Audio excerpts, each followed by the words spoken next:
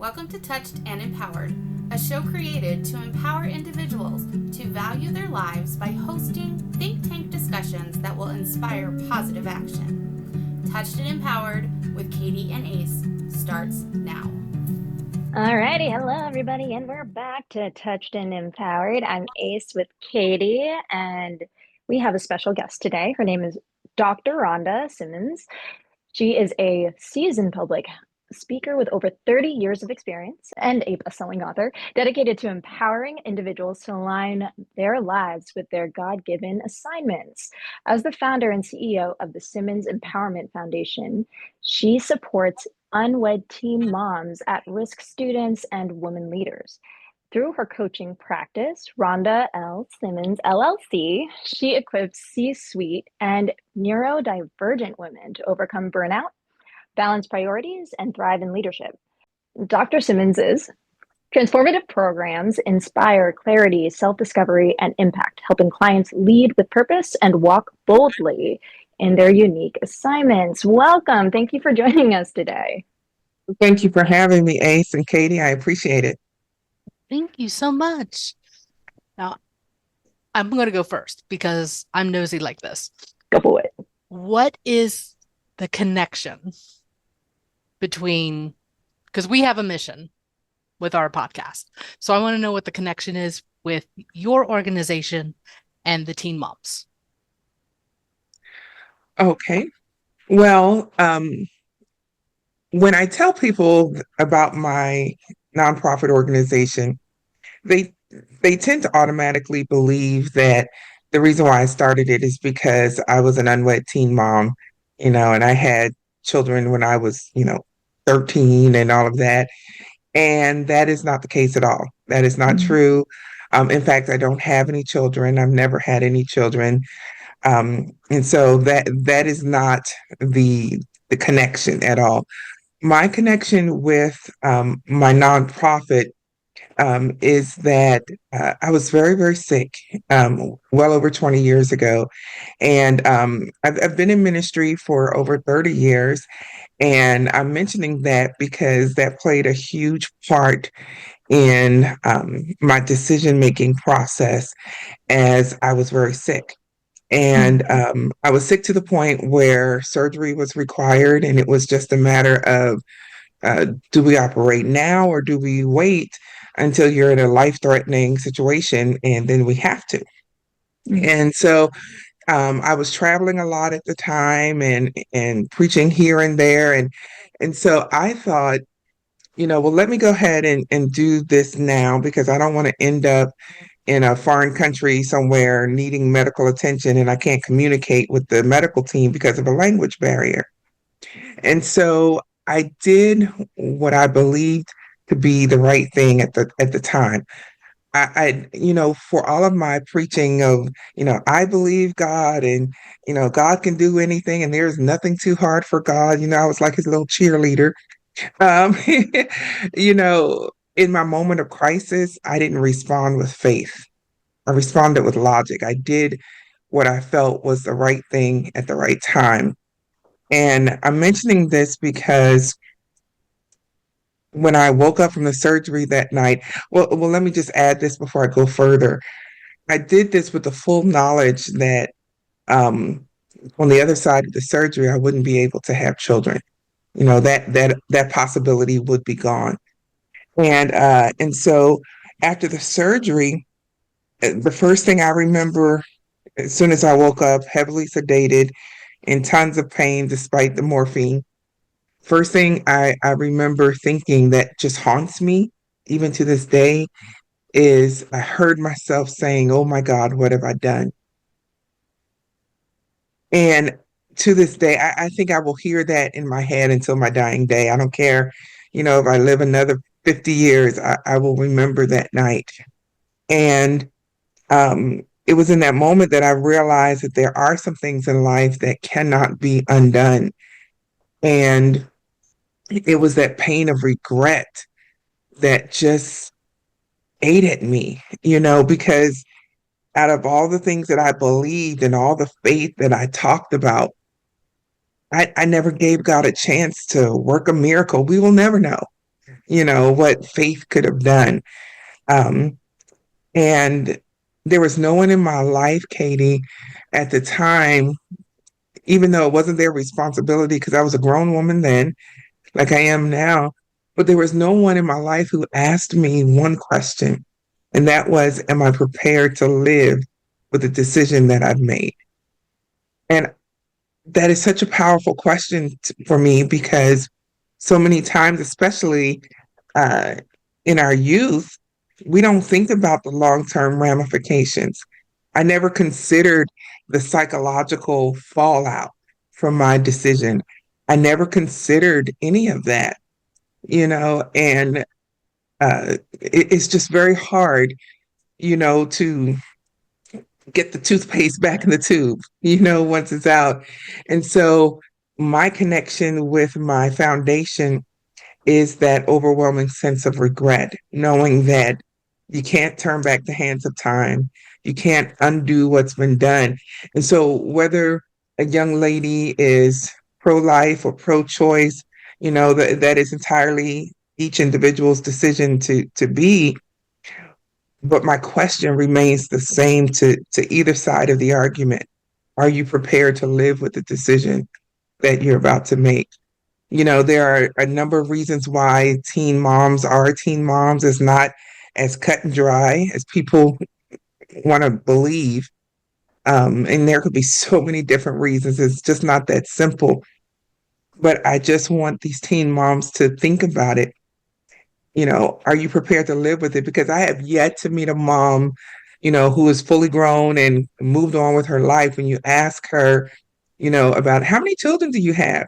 They always include the one they gave up or the one they lost. And then not it always it's a part of being a mom, and it's are they really prepared to live with the decision that they made? And so that's my connection to my foundation. And now my foundation, which is 4 years old, going into its fifth year, um, my foundation is my baby. I stay up with it all night. I cry over it. I fight for it. I pray for it, nurse it back to health when necessary. But it's my baby. It's my child. It's a And labor of love. it is. It is. And I'm using that term deliberately because whether you're a parent, child, or fur baby, whether you're a parent of a business, if it's mission driven, it is a labor of love. Yes.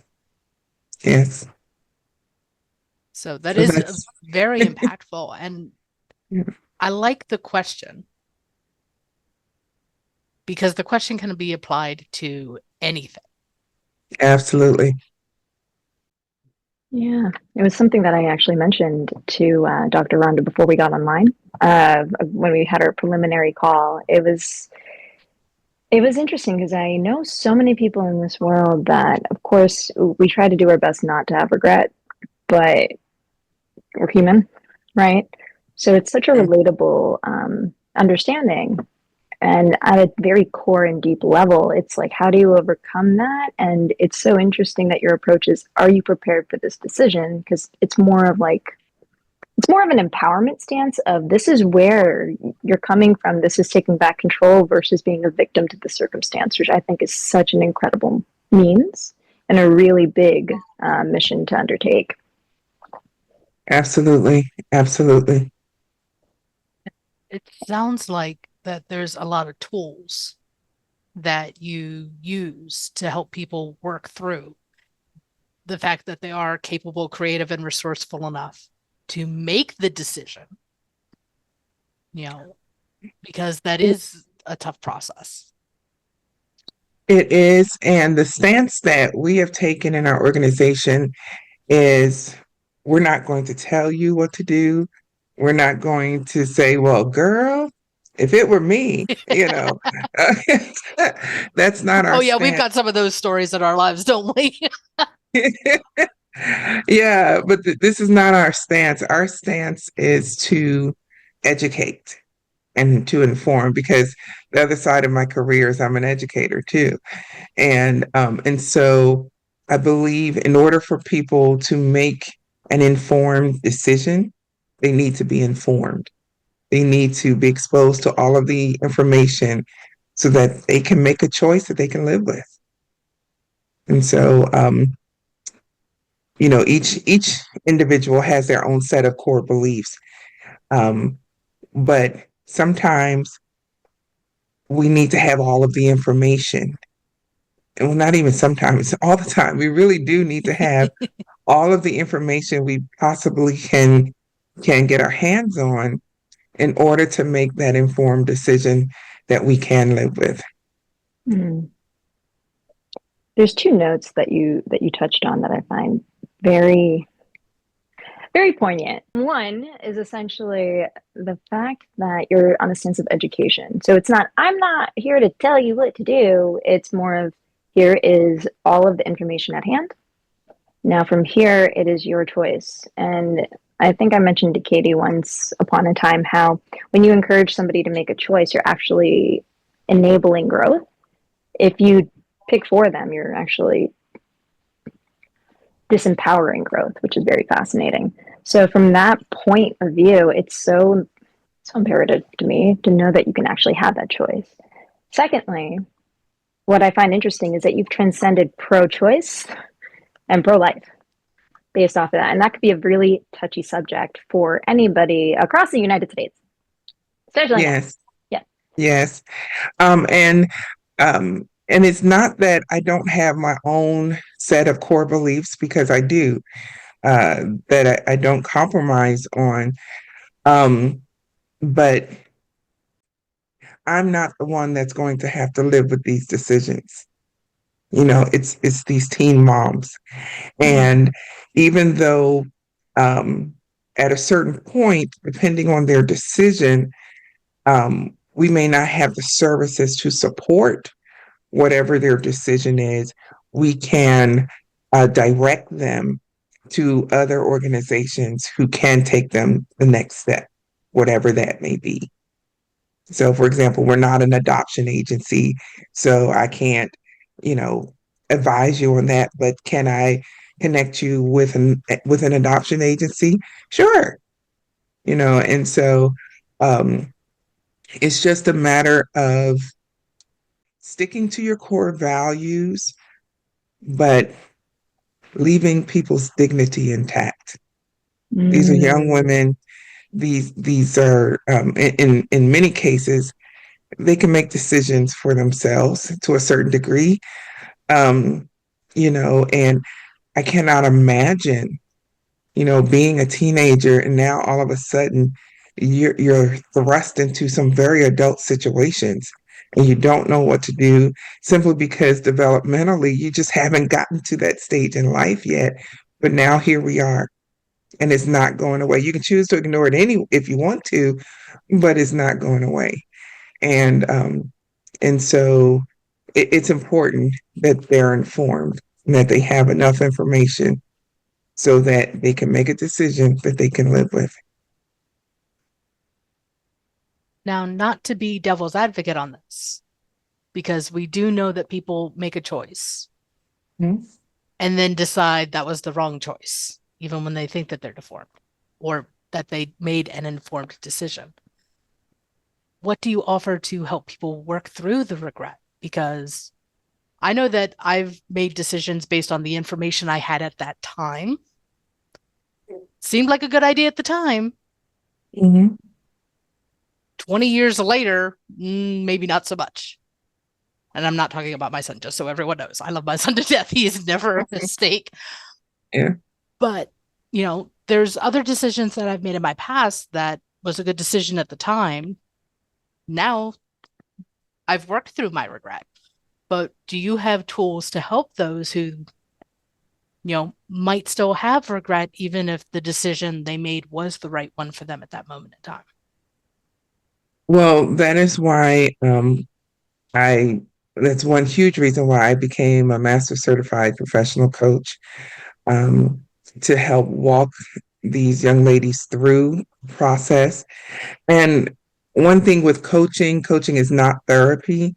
And sometimes in the process of interacting with a client in a coaching situation, it may come to a point where I see that they need a therapist, someone who can be more direct and may even need to prescribe some sort of antidepressant or something like that. Coaches don't prescribe medicine. Coaches don't tell you what to do. We help clients arrive at sense of self-discovery. And so there's a fine line.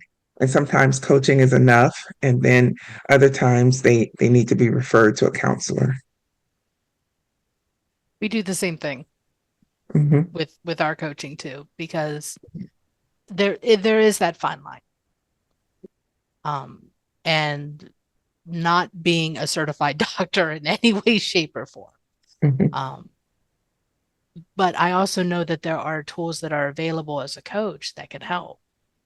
And I Yes. love the idea of, this is what I have available. If you need more, let me refer you to the next person or the next specialist or the next professional, because we really don't know what's going on behind someone's eyes and between their ears.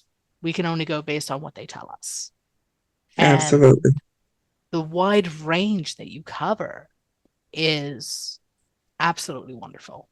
It definitely is a mission of love that you do. And that's one of the many that I know that because I was young when I had my son. Tools were not available back then. Right. So I'm glad that those tools are available now for people who need them. Right. And something too, if I can add to that, Katie, is for example, when I started my podcast almost 3 years ago, I started with interviewing women who are successful today, but they started out as teen moms. And I wanted to hear their stories, to fully make sure that I understood the field, that I was working in.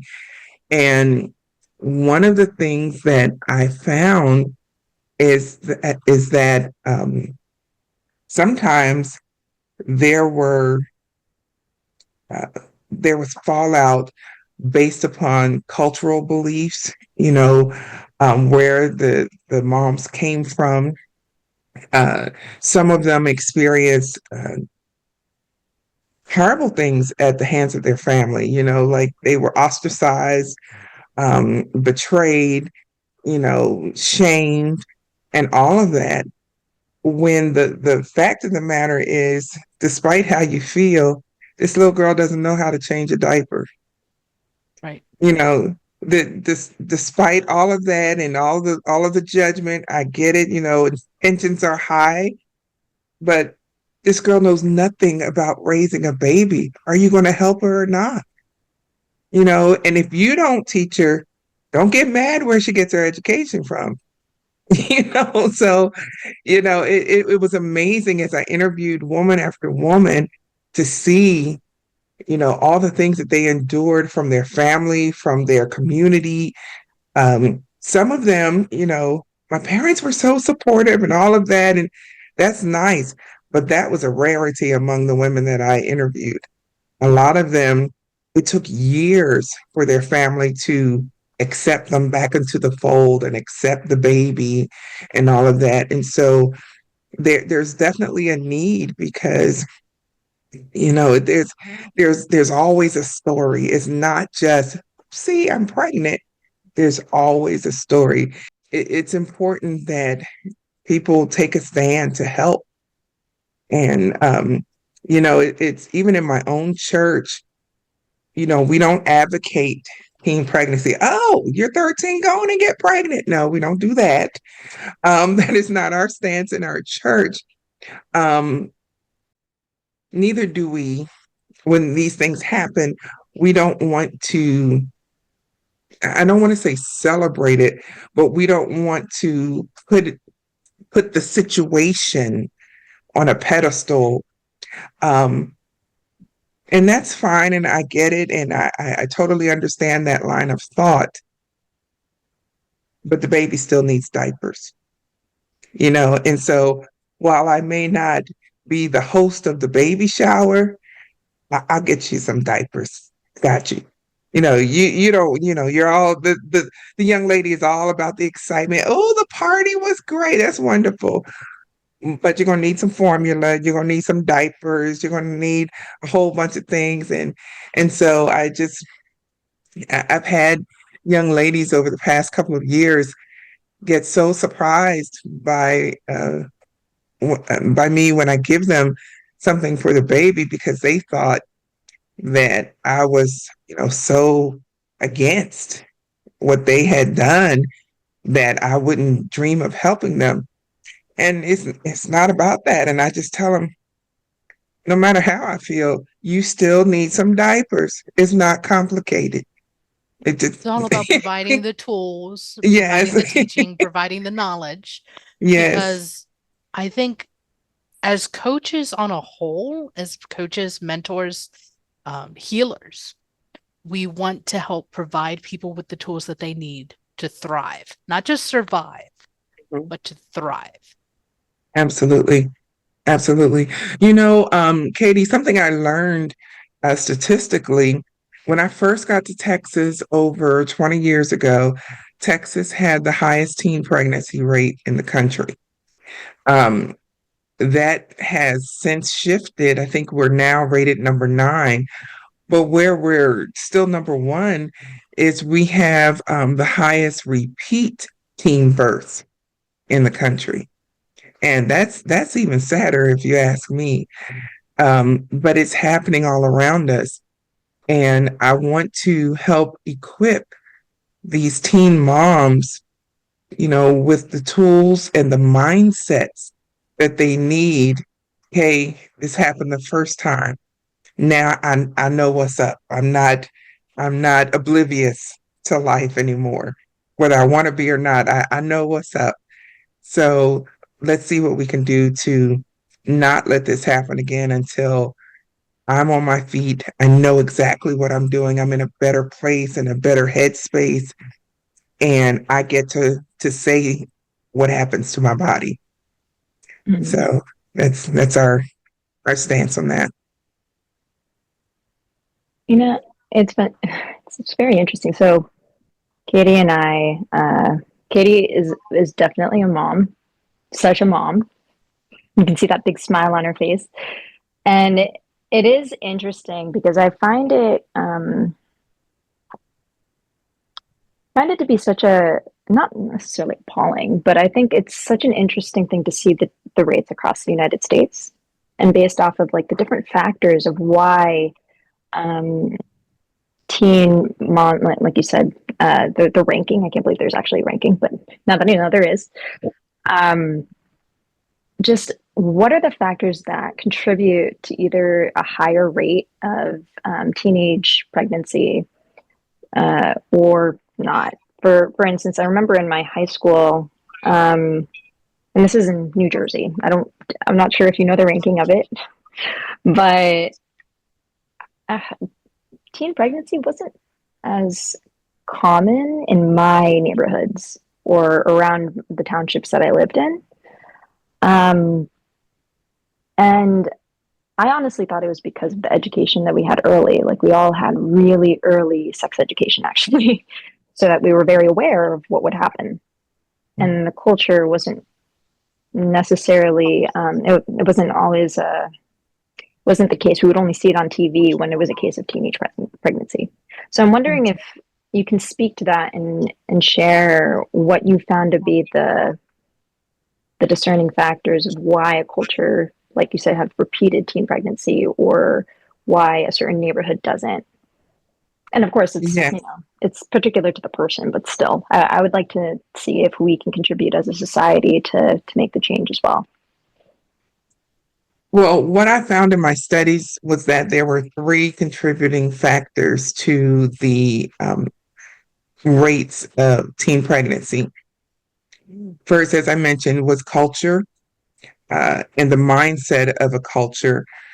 Some cultures believe that a woman's success is defined by the man she can catch. and the number of children she can have for him, and be the best mom, take care of home, take care of the kids. That is the definition of success in some cultures. Um, and it's right, wrong, or indifferent.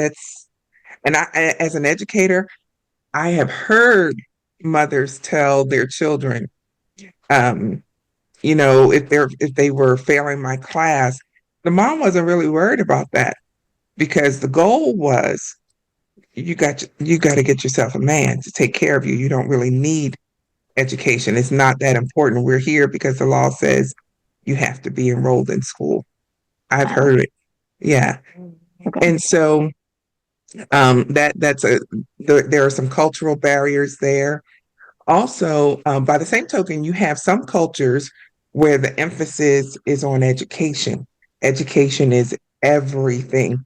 As a school administrator, I can tell you, I've seen enough reports. I can tell you that there are some cultures, I don't want to say never because that's so hard and fast, but there are some cultures you will rarely see on a failure list when it comes to grades or state testing, because those cultures focus on education so strongly until everything else is secondary. If you don't get an A, anything less than an A is failure. It might as well be an F. That was an interesting conversation I've had, even with the students. Students in these particular cultures, I had one student, she had a 98 average in my class, and you would have thought it was a 58. And I'm like, well, it's 98. That's great. She said, no, I'm that close. There's no reason why I couldn't have a 100. And I won't stop until I get it. And it was just amazing to me to see the different belief systems within my own classroom. Yeah. And so education, culture, education, and then the last thing too is socioeconomic status. And let me say this clearly, because I don't want someone to think that I believe that if you are poor, you automatically have subpar standards and you're going to end up being nothing. That is not what I'm saying. That there are plenty of people all throughout history that came from impoverished backgrounds that were absolute world changers, and that is wonderful. But I promise you, it was because of the mindset that they had. It wasn't about the money that they didn't have. But if we're not careful, it goes back to the whole nature versus nurture argument. If we surround ourselves with people in our communities who have no forward thinking, and this is all there is, this is all we'll ever be, we'll never grow beyond this point. If you adopt that habit and that mindset, then that is a limiting belief. You're going to start to believe, well, just because we have no money, just because this is all we have, then I might as well just give in to the norm. That's like saying that if you're living in a drug infested community, that you're destined to be a drug dealer. No. Does that mean that there's a higher likelihood? Possibly. But the decision is up to you. It's all about the mindset. And so that is the part that I try to really emphasize in the work that we do, that mindset is everything. You don't have to be defined by your cultural beliefs or your communal beliefs. You don't have to be defined even by a lack of education, because there are plenty of people throughout our history who had a limited education that, turned out to be phenomenal. you know, but it's because they had the mindset. Nobody just wakes up one day and say, oh, I'm great. But it's a mindset. And if we can get into these young people's mindset that there's more to life than what they see, there's more to life than what they've experienced, then they have that chance to step into a higher place of empowerment. I think that goes for everyone because everything boils down to mindset.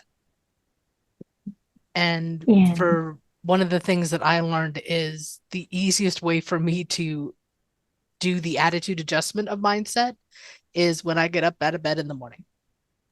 I can decide to drag my butt and complain that I have to get up early, or I can get up and be like, okay, it's going to be a better day today than it was tomorrow. Oh, yeah. And I also think so the fun thing that, Katie, you just brought up is the fact that you get to decide in the morning, right? I think what I love what Dr. Rhonda just mentioned as well is like telling people you have a choice, because that mindset isn't always put to like, hey, you actually get to choose, versus seeing the surrounding area and you're like, oh, this is what it is. And I think until we are encouraged to have a different, to choose a different perspective, our mindset doesn't actually change. It's one of those things where it's like some people, they fear a change in mindset, and hence why they continue to have those negative habits persist. But when you're open to understanding, like you were saying, Dr. Rhonda, that there is more out there, there's something bigger, there's something better, then you actually feel the courage to change your mindset. And I'm not saying change you, but change your mindset. Therefore, you can be more aligned, which segues into the next question, actually. So, with that being said, what do you mean when you say alignment with your assignment? I'm so glad you asked me that question, because so many times we are people of tradition, and we live by the whole if it ain't broke, don't fix it mentality, and let's do what is expected of us. And that has its place, that has its safety. I was a school principal, and the reason why I'm mentioning that is because I wanted to be a school principal since the first day I started teaching 15 years ago. That was the game plan. I knew it was going to happen because that's just who I am. Any place I step into, any role I step into, at some point I'm going to lead. It's just what I do. And so I knew that, and I had a 5-year plan even when I started teaching.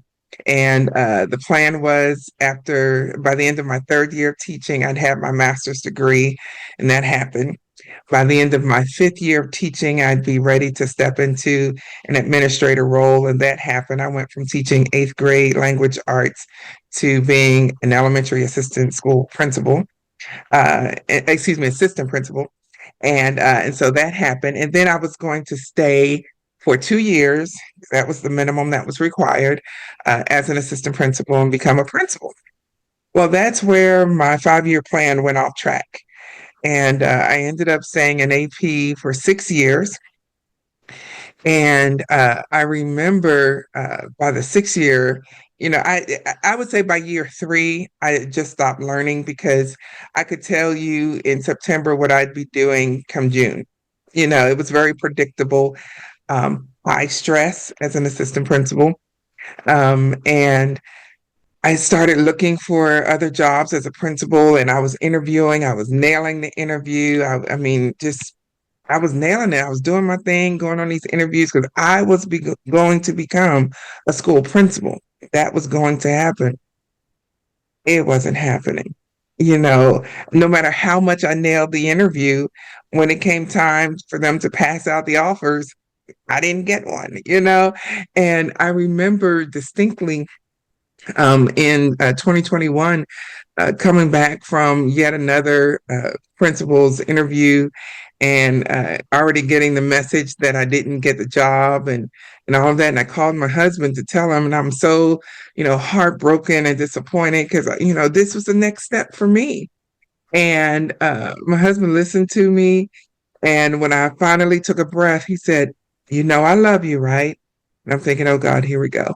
And I said, yeah, I know. And he said, well, exactly how many doors does God have to close before you realize that being a principal is not his will for your life? I just talk about just shut me up and just, I had no words.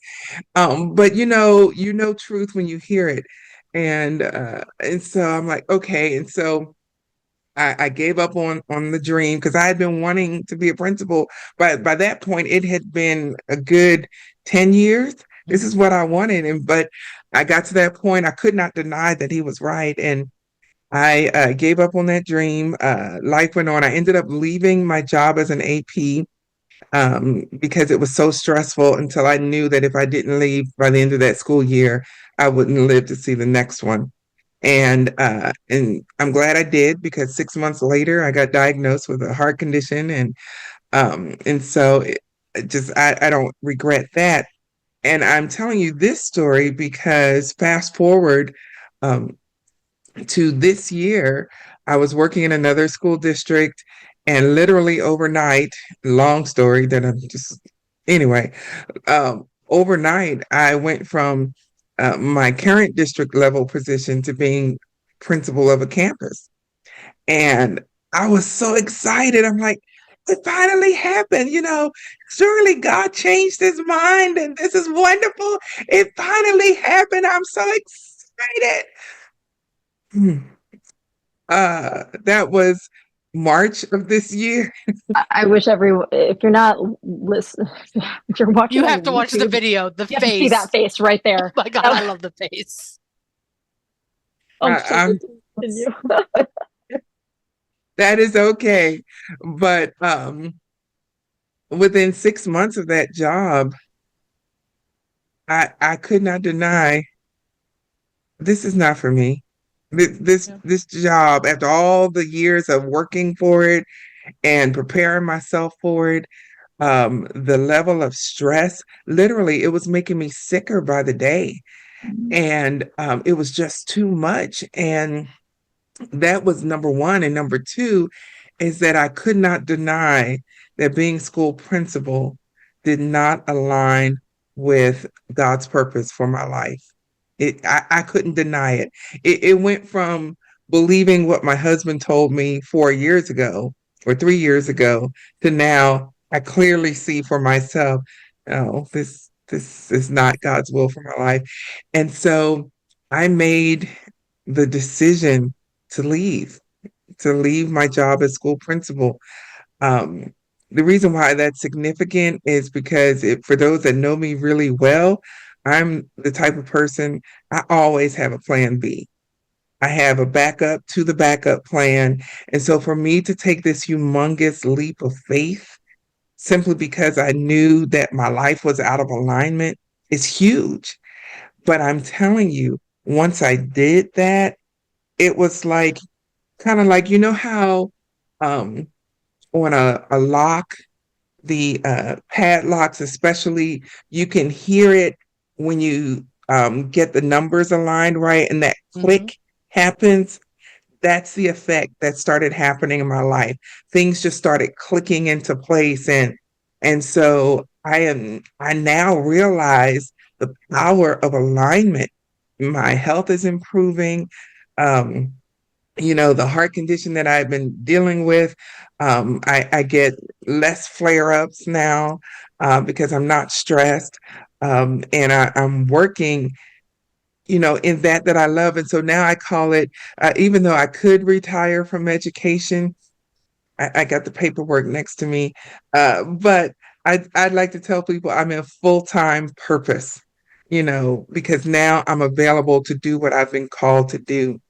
And quite frankly, my assignment hasn't changed in 15 years. Preach, teach, write.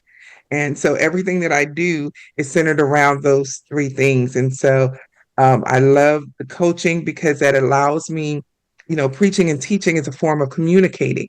And so that allows me to communicate with people in a way that will lead them to a point of change and a point of making decisions for themselves. And so being able to be an effective communicator is important to me. That's why I even started Speakers Academy, because your words have power. And so it's exciting once you take that leap and really figure out what your calling is, why you're here on the earth, and you start aligning yourself with that. Things will start coming into play that you've been trying to make happen for a long time, and things will just fall into place for you. That was a really long answer, I know. But that was an amazing But answer. it's an amazing answer, and it's true because I know that for me, there were times where I knew I was not like, for example, I had a job. I stuck with the job for years beyond I really wanted to be there. Mhm. And I kept, I'll find another job later. I'll find another job later. I'll find another job later. The universe helped and kicked me out of that job, we'll just say. Mhm. Mhm. And that's one of the things that opened it up for me to flip my mindset to from I can't make money as an entrepreneur to, oh, wait, people do want to hire me because I have this training, I have this tech support, I have this coaching, I have negotiation skills, I have this. So the universe really does open doors, open windows, and will sometimes kick you in the butt to get you on purpose. Mhm. Mhm. Yeah, very And, fair. and don't you find it so satisfying that when you are your most authentic self, you just flow. It's not work, Oh yeah, it's so much more and it's fun. yes, yes, yes. And so that's why alignment with your assignment is so essential to me.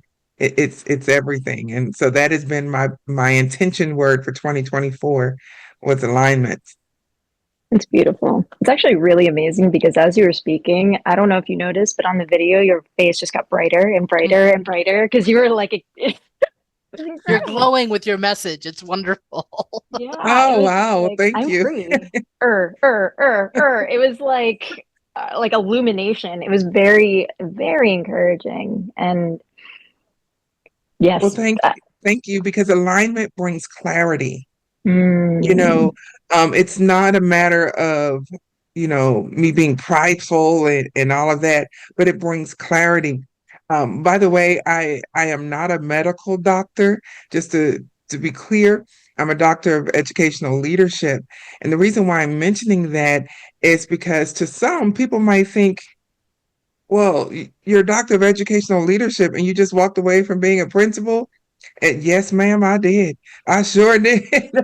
But what it has done for me in some unexpected ways is that now I realize there are no limits.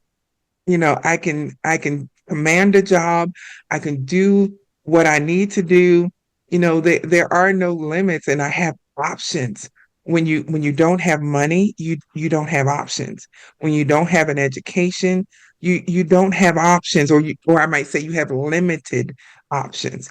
And so when you align yourself, whatever your assignment is, when you align yourself with that, it begins to open doors for you because you're walking in your purpose, in your true authenticity, so that you can be whoever God created you to be and be effective in it. That's the thing. You want to be effective in it. And so I enjoy what I do because, like in my foundation, one of my coaching programs is for at-risk students. And because of my background, I can speak the language of the education community when I tell them that I coach at-risk students to improve their college and career and military readiness. That's actually a thing, a data point that districts track. And so you've got to be able to talk the language. And that's why when you're walking in your assignment, you'll begin to realize how all of your experiences have led up to that moment. So you're not talking about what you heard someone else say. You're talking about what you know, and what you have experienced, and your whole message and effectiveness will change because I'm not reading a script. I'm not, telling you what I heard Les Brown say. No, I'm telling you my experiences from my training, from my classroom experience, from my school administrator experience. Let's talk about this. We can have an informed conversation. And so that's you get me started. That is the big difference between someone who is a repeater because they read something and they just repeat it, and somebody who actually implements it and turns it into wisdom. Yes. Katie, you prompted a thought in my head. You know how when you started your business, they always say you have to take the time to find out who your ideal client is, who your avatar is. And, if you don't know Your that, niche. then yes. And if you don't know that, you're kind of stuck in the water because it's not possible for you to serve everybody. Even for me to say I coach women. Okay, so we narrowed it down, but then you still need to narrow it further. And I say that because when I was going through that process of defining who I wanted to serve, I distinctly remember walking through my living room and it dawned on me, I am my ideal client. I know me better than I know anybody else.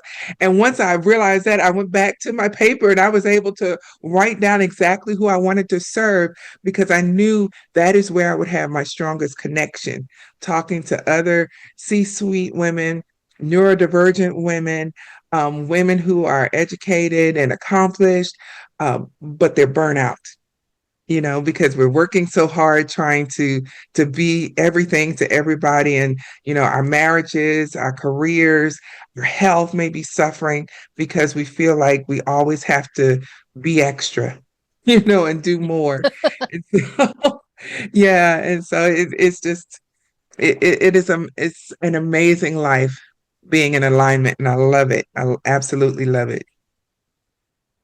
And I love that you were able to be on our show and share all of this wonderful information with us because, again, this really is a labor of love. This is a fantastic mission that you're on. And the golden nuggets that you have left for our audience today is phenomenal as well. But unfortunately, we're coming up on time. Okay. So we have to wrap it up today, but all of your contact information is going to be in the show notes. So then that way our audience can reach out to you if they want to.